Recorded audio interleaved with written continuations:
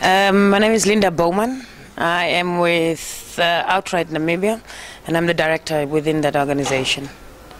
Can you just tell us about Outright Namibia, what it is? Outright Namibia is an organization that advocates for equal rights and equity for sexual minorities, be lesbian, gay, bisexual, transgender, and intersex people in Namibia.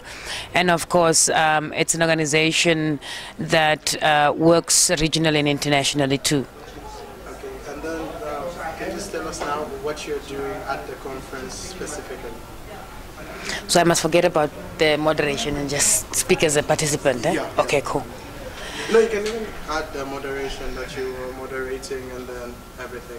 Okay.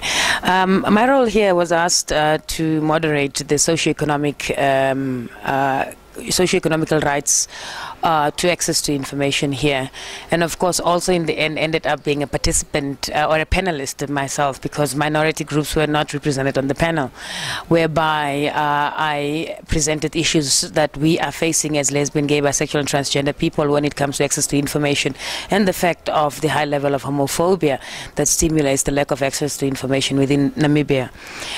Overall also I flag the conference is actually laying a foundation within this country to open up dialogue. But I think it is important that these spaces make more spaces available, or include us as LGBT people, and not just be representatives, but also be part and parcel of the discussions that are taking place. Because it's important that at such national forums that we are able to engage and realize that all Namibians are human, irrespective of their sexual orientation or sexual preference or gender identity. It is important also for us to acknowledge how issues of how those basic entitlement of rights and basic needs are not equally shared with LGBTI people within Namibia. Gay and lesbian people face quite a number of challenges within this country, and that has an impact on their well-being as citizens and also their socio-economical level. Overall, in that light, issues of education, health services, and also issues of recognition of their partnerships in order to uplift their livelihood. So in retrospect to this discussion, we hope that we will be able to have broader national consultation and discussion on key issues, but in the same time also give credit to the organizing team of Action to the fact that they're including sexual minorities and minority groups in their discussions, because that we hardly get in this country.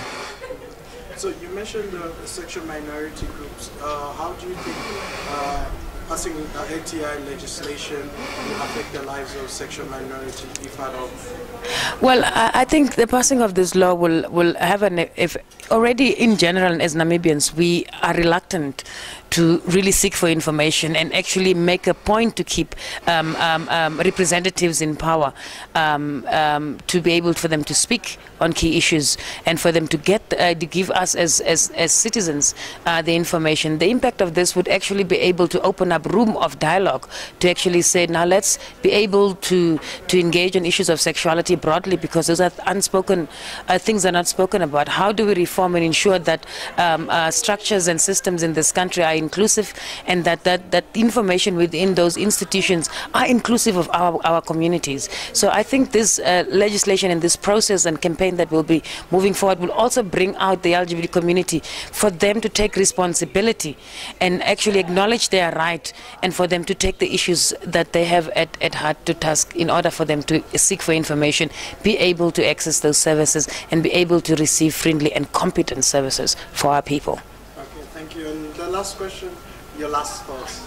My last thoughts is just that Namibia has now moved to a point of this level of dialogue. I think it's now for me to be able to see if there is the political will to engage, and for them to be able to say, yes, we are keeping ourselves accountable. As civil society, we are taking responsibility and keeping ourselves accountable.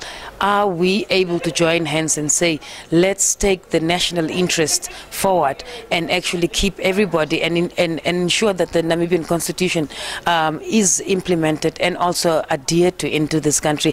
That will make our lives easier as gay and lesbian people, so that we are able to be acknowledged, that we're able to seek for services, that we're able to have access to information and those services, and that we're able to build Namibia to a brighter and better country. Thank you very much.